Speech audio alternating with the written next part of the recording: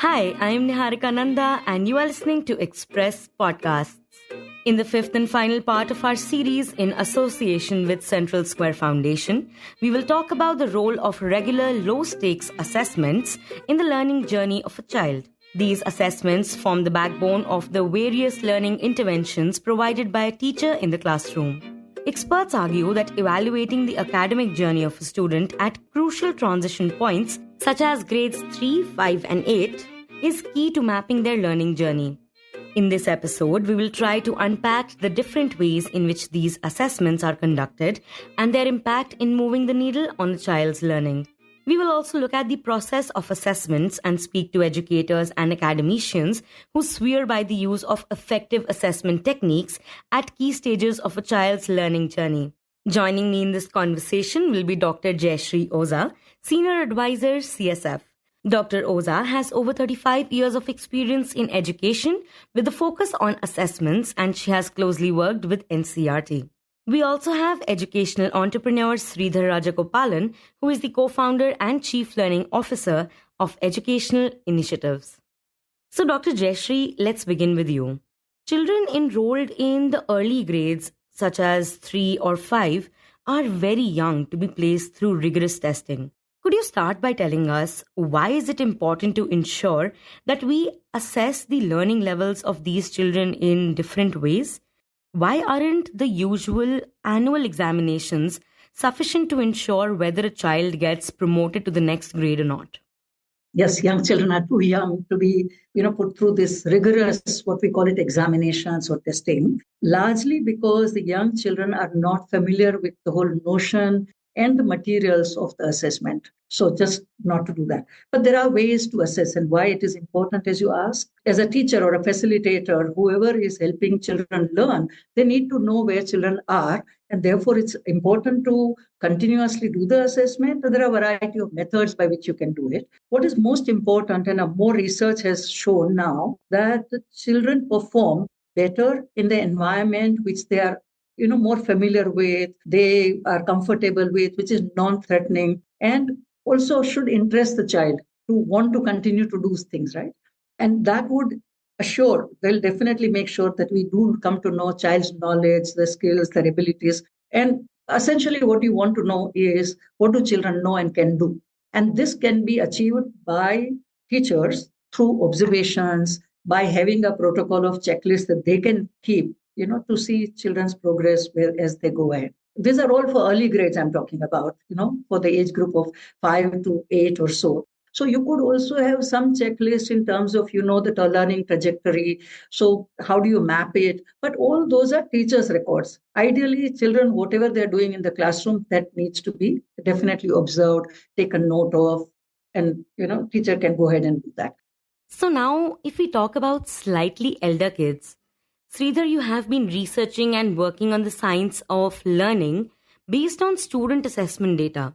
So, based on your findings, how are assessments of young children between the ages of, say, 6 and 9 years different from the assessments for children at the middle school level?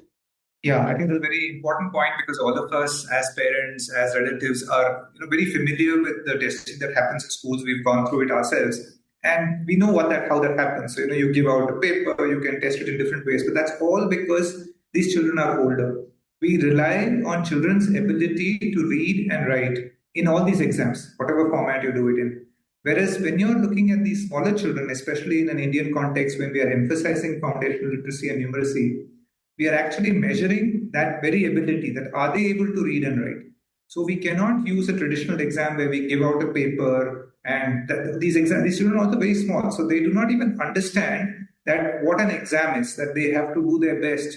So this whole process makes the process of assessing smaller children very different. 2, 3 clear-cut examples. One is that these assessments happen in small groups. It's either a 1-to-1, or in some cases, if you're able to use technology, other things, 1-to-2, 1-to-3, 1-to-4, but usually not more than that. Unlike assessing a whole class is a time that can happen in middle school. So secondly, what you find is that children have to speak something. We are trying to check whether they are able to read. So they have to read a letter, they have to read a word. So unlike the middle school assessment where audio can happen, you might do some oral assessment, but here the oral component is extremely important. The third point that we find is that this whole rapport, right? That means that making the child comfortable is far more important with smaller children. So for these reasons, the way we do an assessment for the small children, whether it's one-on-one, whether it is having someone who is able to listen and record, somebody who is making the child comfortable. So for all these reasons, we find that the kind of assessments that we do with small children is quite different from what we do for middle school children. Dr. Jayashree, if we expand on this, what are the different kinds of assessment techniques or frameworks while developing foundational learning and numeracy skills in children that are currently being used by teachers in a classroom? And what are the different use cases? I do want to start with where Sridhar talked about it, in terms of particularly for when you ask about, making children comfortable. Very often in our Indian context in particular, children come from different home languages, and the language of instruction or medium of instruction in the school could be different. And ensuring that children are able to understand what basically we are either seeking or asking them either to read or a comprehension question. How are we framing that? All of that becomes very, very important. To your question in terms of the kind of methods. So once again, a portfolio. So over time, children are, progressing on learning. But if we are keeping records of all that in a portfolio for every child, a different portfolio, that would be really to have a very simple. And I think it was also asking for, oral testing, but having an instrument which we can show, but it is one-on-one often, so that child is more comfortable. So different methods could be used, but essentially making children comfortable so that we can truly gauge what do they know and can do. I think that is more important rather than being strict about, everybody doing the same thing. You asked about in terms of what are the different use cases. All assessments have different purposes. So there is something what we call it is a summative assessment, which we all are fully familiar in Indian context, which are at the end of peer examinations and the board examinations, those ones. Those are summative examinations are basically to understand the students' knowledge, skills, and competencies, which they've gained over a year, over a course, etc. And that is used essentially to either give promotion, selection, certification. Those are the purposes of the summative assessment. I think what is not fully used or understood is the what we call it is a formative assessment, right? For children, once a teacher has taught or in the process of teaching, quickly checking whether children have learned or not. So formative assessments help in the course correction, and that enables students either with slightly older children self-assessment, peer assessment, but most importantly for teachers to be able to provide constructive feedback to say what a child needs to do differently in order to have learned further. And can you tell us that how are competency-based census assessments or CCAs instrumental in the process of determining where the learning of students is in the classroom?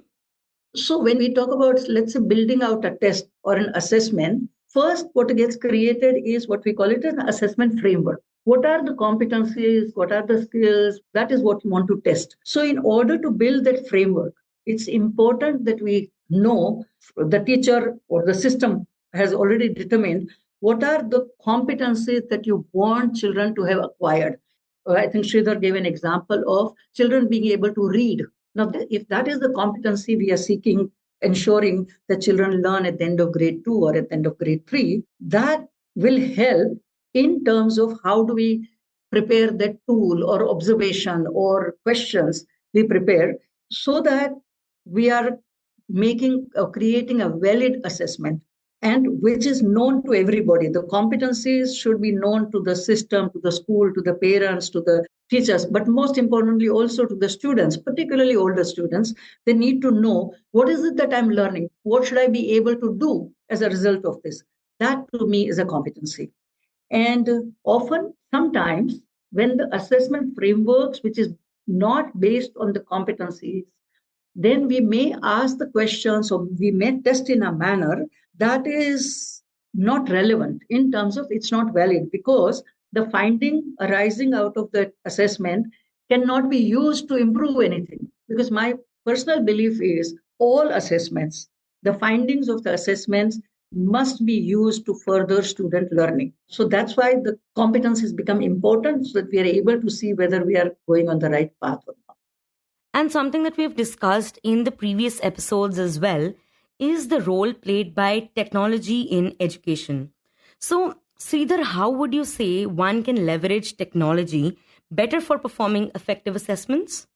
So, I think the point on technology is extremely important, and I just want to clarify that this applies to the external assessments, not so much for the assessment that the teacher does in the class, but it's very important in all kinds of learning that from time to time we are taking an external view. It may be for a set of schools, it may be for a district, or even a larger thing like a state, where you pick up a sample and then you assess the children to get an idea not so much of the children's level, but how the system is doing as a whole.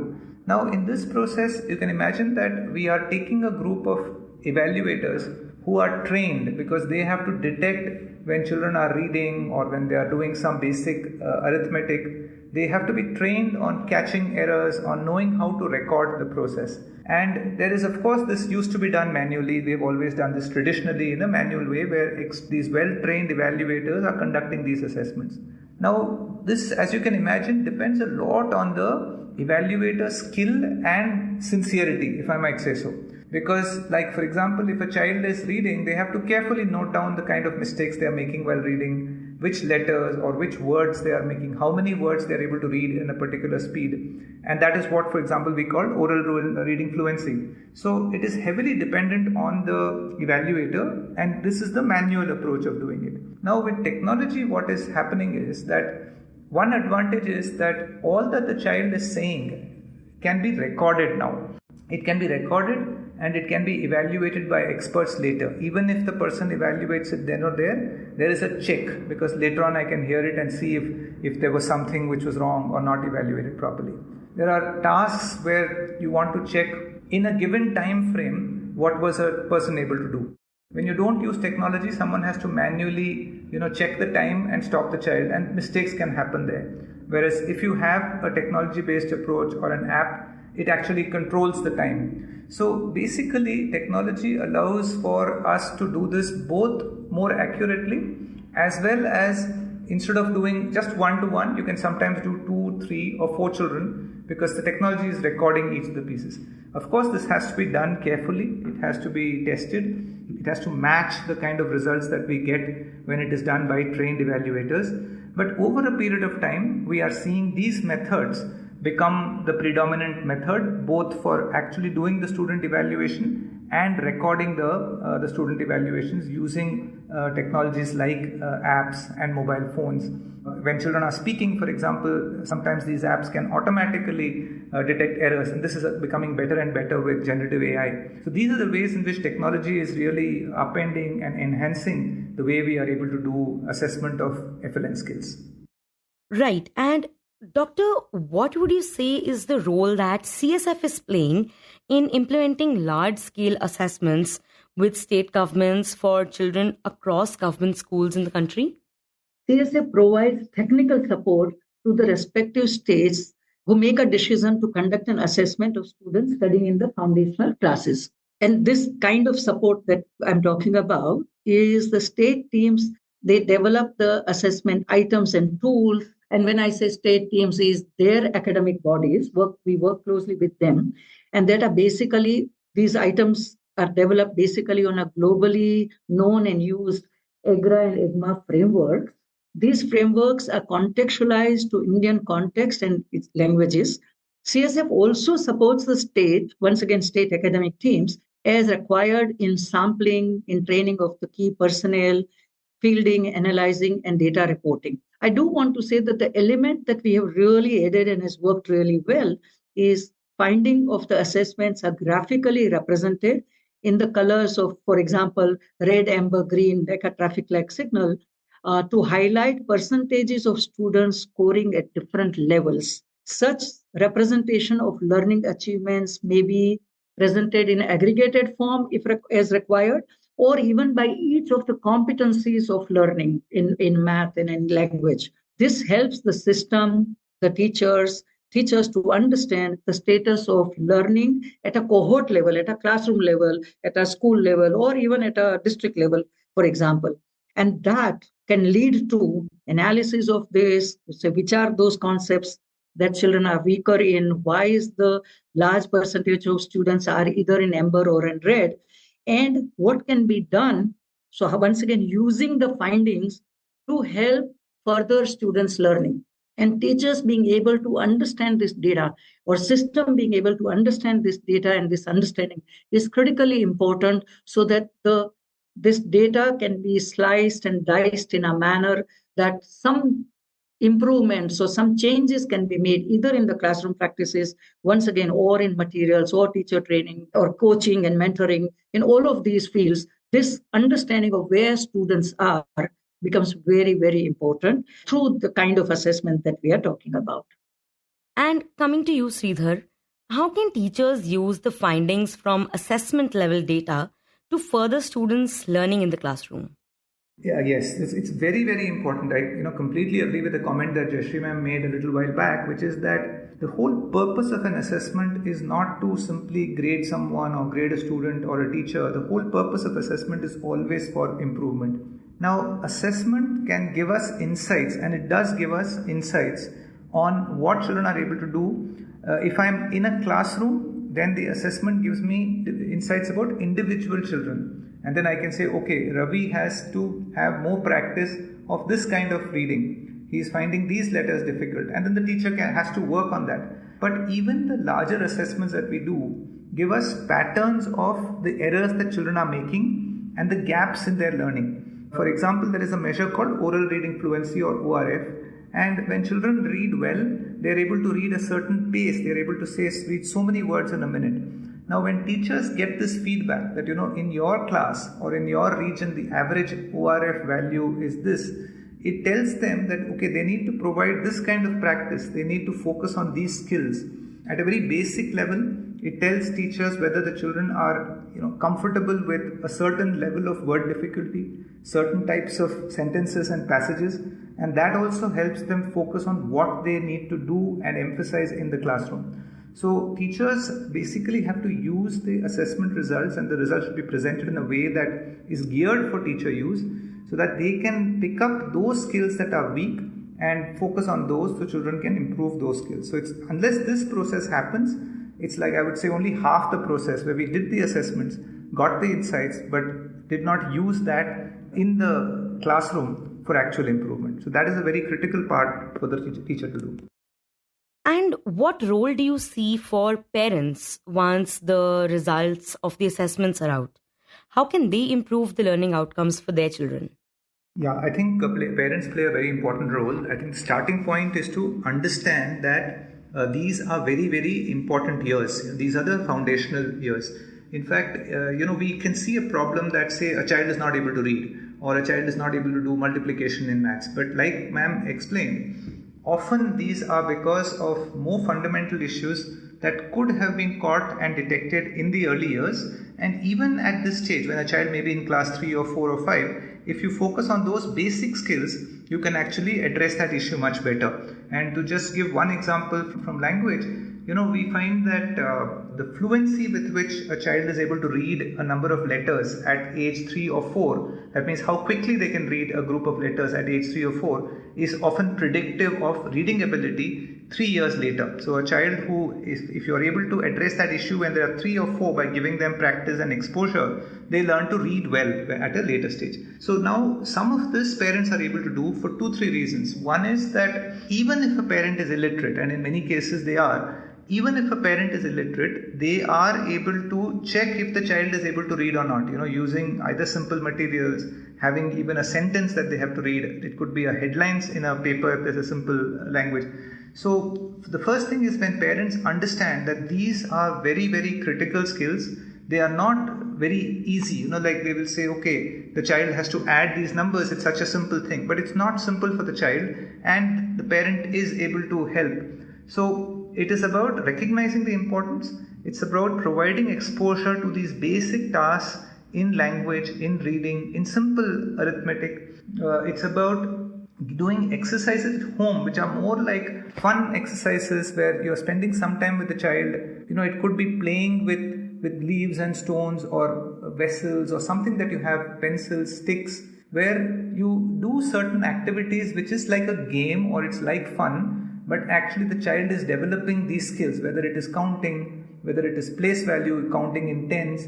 So parents play a critical role both in terms of recognizing the importance of FLN skills and providing simple examples, exposure and activities at home where these skills get developed for children. So I think that's a very important thing in addition to what the school and the system is doing. You were listening to Dr. Jayashree Oza and Sridhar Rajagopalan in the 5th part of our series in association with CSF. If you want to listen to the first 4 episodes, the links for the same are provided in the description. If you like the show, then do subscribe to us wherever you get your podcasts. You can also recommend the show to someone you think will like it. Share it with a friend or someone in your family. It's the best way for people to get to know about us. You can also tweet us at Express Podcast or write to us at podcasts@indianexpress.com.